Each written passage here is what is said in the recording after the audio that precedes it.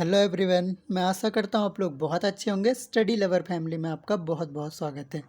और आज के इस वीडियो में हम टीजीटी बायोलॉजी प्रीवियस ईयर का सॉल्व पेपर देखने वाले हैं। हम इसमें कुछ महत्वपूर्ण एमसीक्यू देखने वाले हैं और उनके सॉल्यूशन जानेंगे डिटेल में। तो शुरू कर लेते हैं आज का लेक्चर। चलिए, तो आज का पहला प्रश्न है हमारा, श्वसन केंद्र देख सकते हैं स्क्रीन पर। श्वसन केंद्र जो श्वसन और निश्वसन को नियंत्रित करते हैं स्थित होते हैं। कहाँ स्थित होते हैं? मध्यांश दीर्घायत में, इंग्लिश वर्जन देख सकते हैं, मेडुला ऑब्लांगेटा, या हाइपोथैलेमस में, या अनुमस्तिष्क में, या मेरुरज्जु में, स्पाइनल कॉर्ड में, या हाइपोथैलेमस में, या सेरिबेलम में। तो जो हमारा सही उत्तर हो जाएगा वो हो जाएगा जो हमारा ब्रेन होता है। ब्रेन कंट्रोल करता है श्वसन केंद्र के, मतलब जो श्वसन और निश्वसन बोल रहे हैं ना, respiratory centres which control inspiration और एक्सपायरेशन। तो क्या होता है कि जो ब्रेन का मेडुला ऑब्लांगेटा होता है, तो मेडुला ऑब्लांगेटा हमारा नियंत्रित करता है श्वसन केंद्र। वो क्या होते हैं? मेडुला ऑब्लांगेटा होते हैं। देखिए अगला प्रश्न देखते हैं। व्यक्ति का हृदय होता है, देखिए तंत्रिका जन, पेशीजनक, द्विपोषी, या एकोद्भवी, मोनोजेनेटिक। तो देख सकते हैं न्यूरोजेनिक, मायोजेनिक, डायजेनिक, या मोनोजेनिक। तो जो हमारा the heart of man is जो होता है वो होता है मायोजेनिक। कैसा होता है? मायोजेनिक, मतलब पेशीजनक होता है मनुष्य का हृदय। इसके अलावा जो आपके वर्टिब्रेट्स होते हैं, वर्टिब्रेट्स जैसे कि वर्टिब्रेट्स में जैसे हो गया फ्रॉग, आपका मेंढक हो गया, इसके अलावा रैबिट हो गया, रैबिट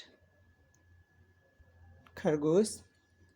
तो इनमें भी मायोजेनिक हार्ट पाया जाता है, इनमें भी मायोजेनिक हार्ट पाया जाता है। और जो इनवर्टिब्रेट्स होते हैं इनमें न्यूरोजेनिक हार्ट पाया जाता है। इनवर्टिब्रेट्स की विशेषता है, न्यूरोजेनिक इसकी विशेषता है इनवर्टिब्रेट्स की। जैसे आपका एनालिडा हो गया, एनालिडा संघ के प्राणी हो गए, आर्थ्रोपोडा के हो गए, तो इनमें न्यूरोजेनिक हार्ट पाया जाता है। चलिए आगे देखते हैं। हीमोग्लोबिन पाया जाता है इसके प्लाज्मा में घुला हुआ। इनमें से किसके प्लाज्मा में हीमोग्लोबिन घुला हुआ पाया जाता है? भेक, हाइड्रा, पक्षी, या केंचुआ। देख सकते हैं टोड, बर्ड, हाइड्रा, या अर्थवर्म। तो जो हमारा सही उत्तर हो जाएगा, जो रेड रेस्पिरेटरी पिगमेंट होता है अर्थवर्म का, उसमें हीमोग्लोबिन जो होता है डिजॉल्व रहता है इन द प्लाज्मा। तो प्लाज्मा में घुला हुआ रहता है, किसमें? अर्थवर्म में या केंचुआ में। तो सही उत्तर हो जाएगा ऑप्शन नंबर 4। अगला प्रश्न देख लेते हैं। जब रक्त की लाल कोशिकाओं को अतिप्रासरण दाबी घोल में रखा जाता है तो देखिए जो लाल कोशिकाएं होती हैं, रेड ब्लड सेल्स, जो हमारी आरबीसीज होती हैं, उनको अगर क्या किया जाए, अतिप्रासरी दाब में रखा जाए, तो अतिप्रासरी दाब में जब उनको रखा जाएगा, जो हमारी रेड ब्लड सेल्स होती हैं, तो क्या होगा? हाइपरटोनिक सॉल्यूशन हम बोलते हैं अतिप्रासरण दाबी घोल को। तो अगर अतिप्रासरण दाबी घोल में रखा जाता है लाल कोशिकाओं को या रेड ब्लड सेल्स को, तो क्या होता है? देखिए ऑप्शन देख सकते हैं। वे आयतन में बढ़ती हैं और फूट जाती हैं, आकार में सिकुड़ती हैं, सामान्य रहती हैं, या आपस में चिपक जाती हैं। तो सही उत्तर जो हो जाएगा श्रिंक इन साइज, वो आकार में सिकुड़ जाती हैं। तो सही उत्तर हो जाएगा ऑप्शन नंबर 2। अगला क्वेश्चन देखते हैं। नेक्स्ट जो है ये है, कीटों में यूरिक अम्ल स्थायी रूप से संचित होता है। जो इंसेक्ट्स होते हैं उनमें यूरिक एसिड स्थायी रूप से संचित होता है, अस्थायी, टेम्पररी स्टोर्ड कहाँ होता है? ऑप्शन देख सकते हैं। यकृत में, फेफड़ों में, वसा पिंटकों में, या अवस्कर में। वसा पिंटकों मतलब फैट बॉडीज में। तो जो हमारा सही उत्तर हो जाएगा, इंसेक्ट्स में जो यूरिक एसिड टेम्परली स्टोर्ड होता है वो इन फैट बॉडीज़ में होता है। किस में? फैट बॉडीज़ में। तो बसा पिन टैंकों में या फैट बॉडीज़ में। तो सही आंसर हो जाएगा ऑप्शन नंबर 3। नेक्स्ट देख सकते हैं। टैडपोल एक लार्वा है, से थायराइड ग्रंथि को निकाल देने पर यह क्या होगा, टैडपोल से अगर थायराइड ग्रंथि निकाल दी जाए तो क्या होगा, देखो तुरंत मर जाएगी, जीवन पर्यंत एक टैडपोल रहेगी, एक बौने मेंढक में बनेगी, या इनमें से कुछ नहीं। तो जो सही उत्तर हो जाएगा हमारा वो क्या होता है, जीवन पर्यंत एक टैडपोल रहती है। क्या होता है इसमें कि जो थायरोक्सिन हार्मोन होता है वो थायराइड ग्लैंड क्या करता है, कंट्रोल करता है मेटामॉर्फोसिस इन फ्रॉग। क्या करता है, मेटामॉर्फोसिस, बहुरूपता को एक तरह से कंट्रोल करता है। और अगर वो रिमूव कर दिया जाए तो थायराइड ग्लैंड क्या होता है, तो मेटामॉर्फोसिस नहीं होगा, सीधी सी बात है।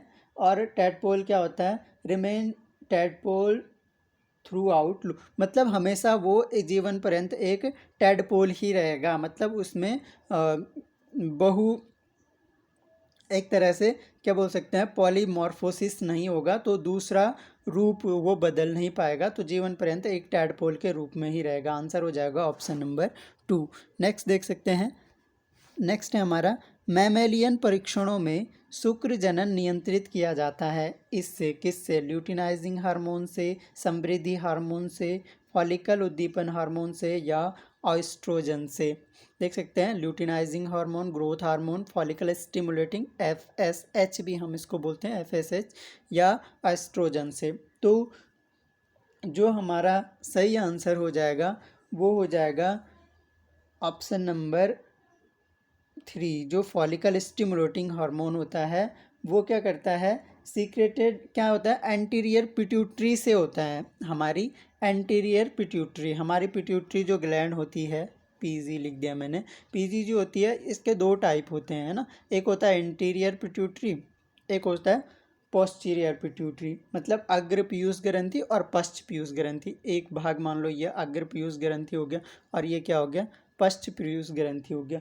तो जो आपका फॉलिकल स्टिमुलेटिंग हार्मोन है वो एंटीरियर मतलब अग्र पीयूष ग्रंथि से स्रावित होता है, और ये क्या करता है, स्टिमुलेट होता है cells of testes to from spermatozoa pituitary. तो क्या हो जाएगा, शुक्र जनन को नियंत्रित किया जाता है किससे, फॉलिकल स्टिमुलेटिंग हार्मोन से। तो सही आंसर हो जाएगा ऑप्शन नंबर 3। अगला क्वेश्चन देखते हैं, मेंढक में मेरु तंत्रिकाओं की संख्या होती है 7 जोड़ी, 8 जोड़ी, 9 जोड़ी, या 10 जोड़ी। तो जो मेंढक होता है इन फ्रॉग क्या होता है, जो क्या पूछ रहा है, उसकी स्पाइनल नर्व्स पूछ रहा है, स्पाइनल नर्व्स पूछ रहा है। तो स्पाइनल नर्व्स जो मेंढक में होती हैं वो 10 पेयर्स होती हैं, 10 पेयर्स होती है किसमें, मेंढक में। तो मेंढक में स्पाइनल नर्व्स की का जो नंबर होगा वो 10 पेयर्स होगा, यानी 10 जोड़ी होगा। अगला क्वेश्चन देख सकते हैं, नेक्स्ट है, तीसरा वेंट्रिकल पाया जाता है इसमें। देखिए, the third ventricle is found in the, किसमें, खरगोश के हृदय में, खरगोश के मस्तिष्क में, कीटों के हृदयों में, या कीटों के मस्तिष्क में। तो जो थर्ड वेंट्रिकल होता है इसको हम डाइनसेफेलॉन भी बोलते हैं। क्या बोलते हैं, डाइनसेफेलॉन।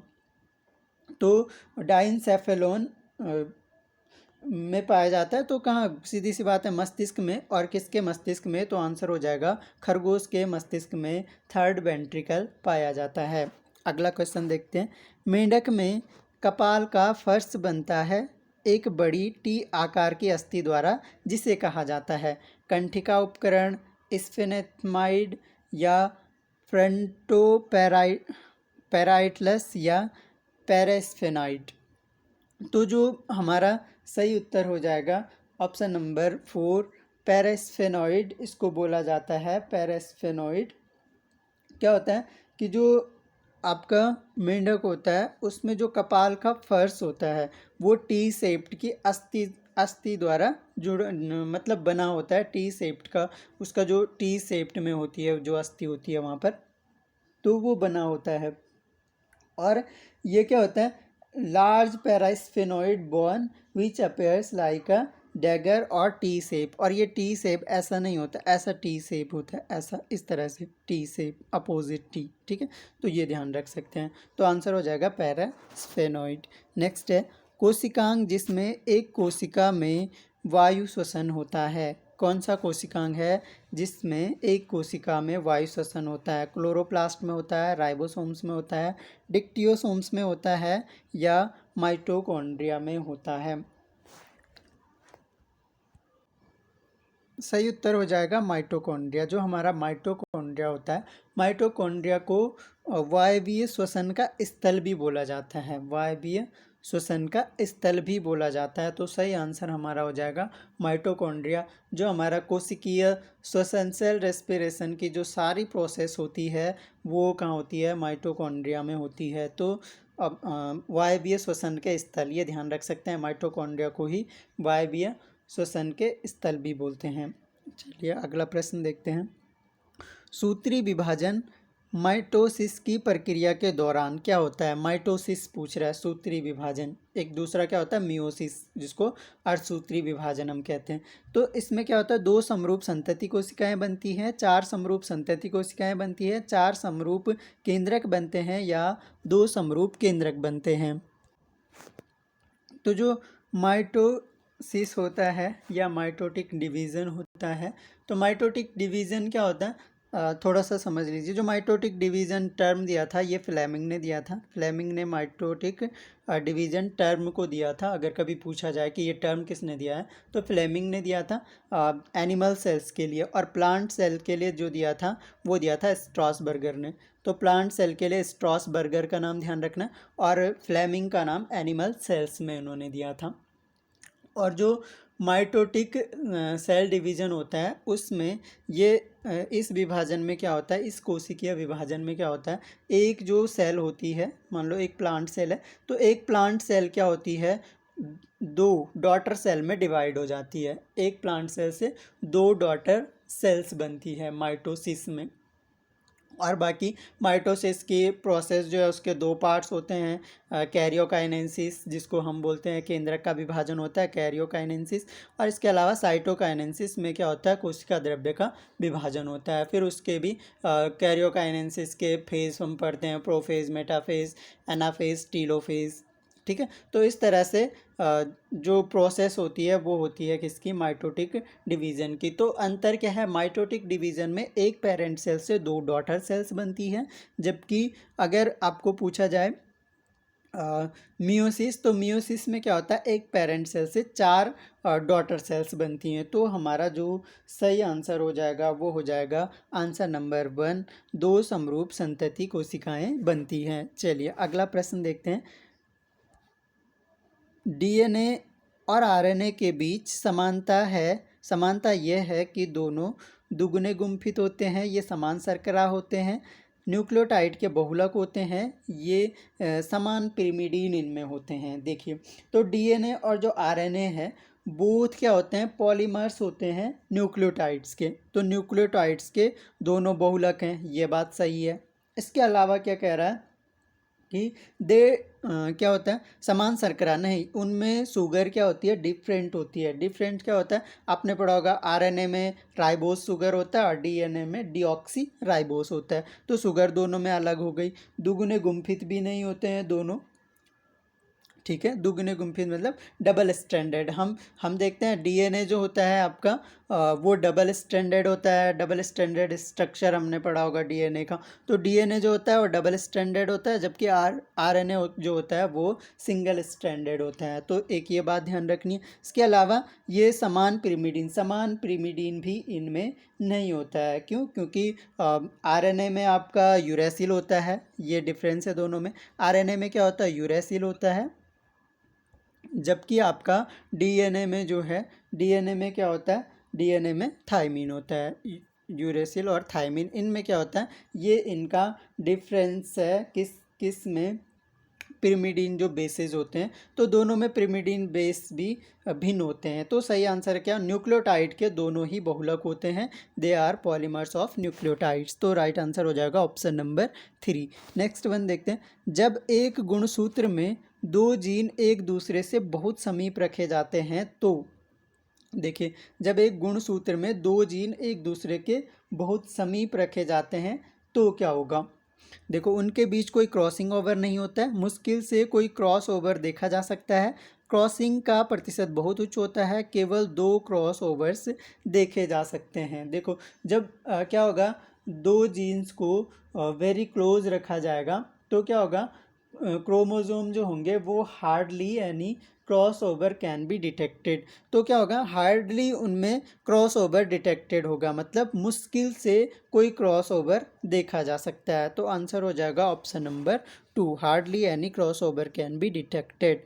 नेक्स्ट देखते हैं, एक कोशिका में निम्नलिखित में से एक लघुत्तम कोशिकांग है। देखिए कोशिका में बताना है कि स्मॉलेस्ट कोशिकांग कौन सा होता है, लाइसोसोम होता है, स्फेरोसोम होता है, पेरोक्सीसोम होता है या राइबोसोम होता है। सही आंसर जो हो जाएगा वो जाएगा राइबोसोम्स। जो राइबोसोम्स होते हैं वो स्मॉलेस्ट सेल ऑर्गेनेल्स हैं। ये क्या हैं, स्मॉलेस्ट सेल ऑर्गेनेल्स हैं। सबसे छोटे कोशिकांग कौन होते हैं, राइबोसोम्स होते हैं। और अगर इनका साइज़ पूछ लिया जाए तो 15 एंगस्ट्रॉम टू 20 एंगस्ट्रॉम इनका साइज होता है, ये ध्यान रख सकते हैं। और ये जो सेल ऑर्गेनेल होता है इसकी खास बात ये है कि एक तो मेम्ब्रेनलेस होता है, मेम्ब्रेनलेस मतलब कोई झिल्ली रहित बोल सकते हैं, झिल्ली रहित होता है। यूकैरियोट्स और प्रोकैरियोट्स दोनों में पाया जाता है ribosomes, both eukaryotes and prokaryotes दोनों में पाया जाता है। और मैंने पहले भी डिस्कस किया था कि एनिमल सेल्स में पेलेडे ने देखा था, पेलेडे ने खोज की थी। और जबकि प्लांट सेल में रॉबिन्सन एंड ब्राउन ने, तो रॉबिन्सन एंड ब्राउन ने प्लांट सेल में बताया था। राइबोसोम्स जो होते हैं वो आरआरएनए प्लस प्रोटीन से बने होते हैं, ये ध्यान रख सकते हैं। और बाकी सेडबर्ग जो यूनिट होती है सेडिमेंटेशन रेट के अकॉर्डिंग वो 2 टाइप्स के होते हैं, 70S और 80S, 70S और 80S। ठीक है, खास बात ये है कि 70S जो होते हैं वो प्रोकैरियोट्स में पाए जाते हैं और 80S जो होते हैं वो यूकैरियोट्स में पाए जाते हैं। तो इतनी बातें राइबोसोम्स के बारे में ज़रूर ध्यान रखनी है। तो ये थे कुछ MCQ हमने डिस्कस किए और ये सारे प्रीवियस ईयर TGT के क्वेश्चन हैं। प्रीवियस ईयर का जो क्वेश्चन पेपर है उससे आज हमने केवल 15 क्वेश्चन डिस्कस किए। इसके आगे के क्वेश्चन आने वाले वीडियो में डिस्कस करेंगे। तो देखिए आप लोग अटैम्प्ट कर सकते हैं, अपना स्कोर बता सकते हैं कमेंट बॉक्स में, कैसा लगा यह वीडियो लेक्चर यह भी बता सकते हैं। इसके अलावा लेक्चर पसंद आता है तो लाइक करें, पसंद नहीं आता है तो डिसलाइक करें, और डिसलाइक क्यों करा ये कमेंट बॉक्स में बताएं ताकि हम आने वाले वीडियोज़ में और इम्प्रूवमेंट कर सकें। बाकी thanks a lot for listening, stay safe, stay blessed. मिलेंगे नेक्स्ट लेक्चर में, तब तक के लिए जय हिंद।